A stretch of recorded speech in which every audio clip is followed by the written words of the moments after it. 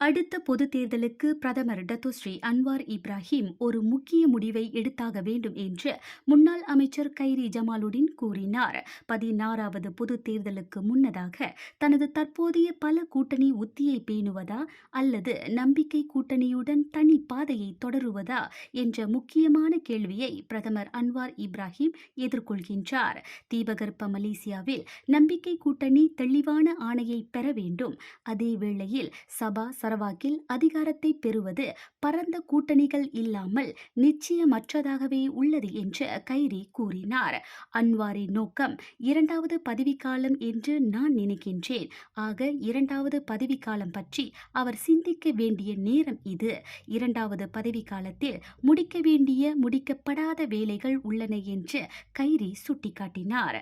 அவர் தனித்து போட்டியிட்டால் நம்பிக்கை கூட்டணி தனியாக போட்டியிட முடியும். மேலும் தீபகற்ப மலேசியாவில் தெளிவான வெற்றியை பெறக்கூடும் என்று அவர் கூறினார்.